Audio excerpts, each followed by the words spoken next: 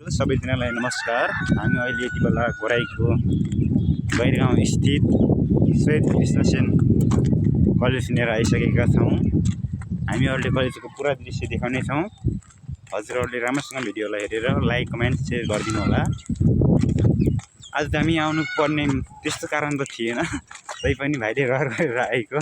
Mask खोलेर mask खोलेर vlogging गर्ने मान्छेले त यसो गर्ने मान्छेले मास्क खोलेर आफ्नो नदेख्नु नि।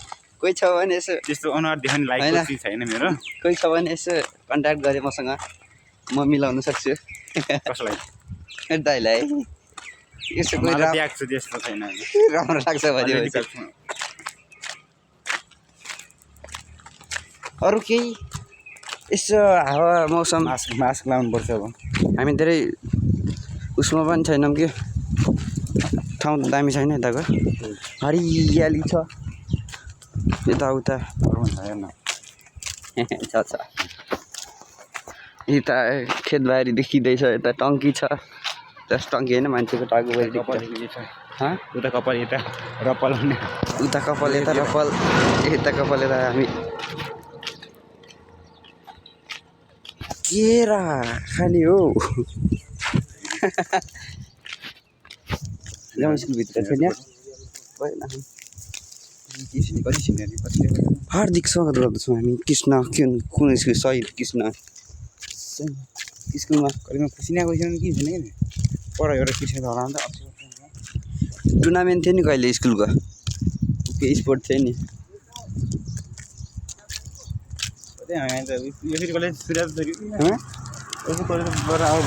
यहाँबाट जानलाई बाटो छ कि नै?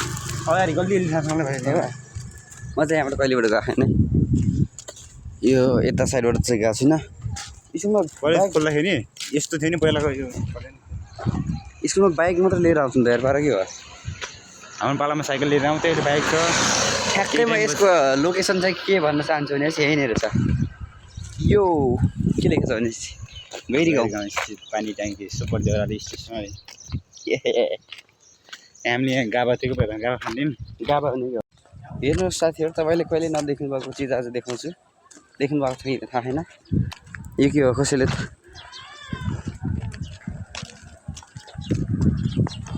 यसको नाम थाहा छ भने तल कमेन्ट बक्समा कमेन्ट गर्नु होला होइन।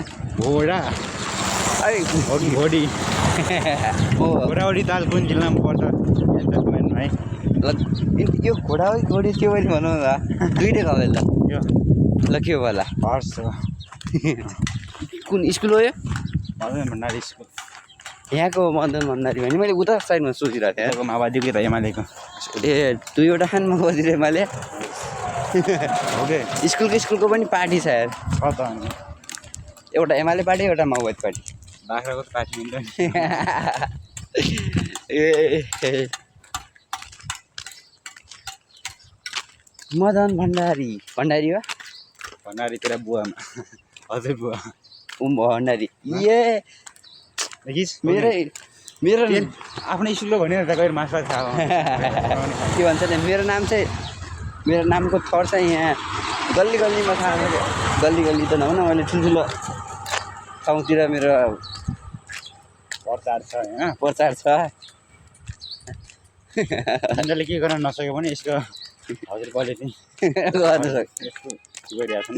ल आज चाहिँ हामी नयाँ कलाको प्रस्तुति गर्न चाहन्छौँ, त्यो देखाउनुहुन्छ हाम्रो दाइले। के छ नयाँ कला प्रस्तुति गरौँ त। कला के हो? कला बारीमा फल्ने कला हो। सानो कला ठुलो कला थाहा छ मलाई, तर अरू कला चाहिँ थाहा छैन।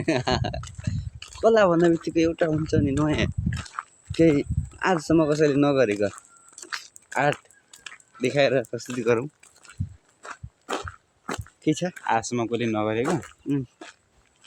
आजसम्म कसले नगरेको चाहिँ यो हुन्छ नि, बोल्दा बोल्दै सास अड्केर मर्ने, त्यसरी कोही चाहिँ मरेको थिएन। के हो यो चाहिँ म गर्छु रे। आज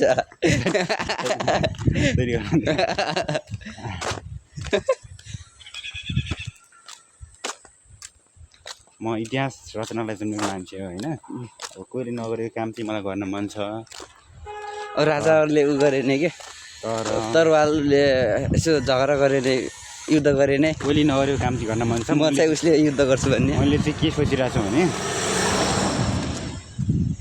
कलमले राजाको घाँटी काट्यो। कुन कलमले? माथिको कलम कि तलको कलम कि लेख्ने कलम कि पेन कलम कि कुन कलम? कलमको पनि एउटा केटी आइरहेको खानु त्यसलाई दाइले प्रपोज गर्थ्यो कसम गरम अँ साँच्ची ओके भोलि भाउजू रुयो भने फेरि के गर्ने? हुँदैन त्यस्तो त यताको माहौल यस्तो छैन यता यता हेर्नु न यता हेर्नु के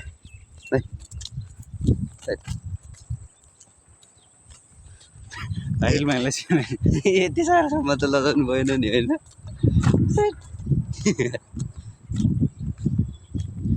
अहिले त आँप पनि फुल्न लागिसकेको छ फल्ने बेला भइसक्यो आँप खाँदाखेरि कस्तो हुन्छ होला बिजी गर्नु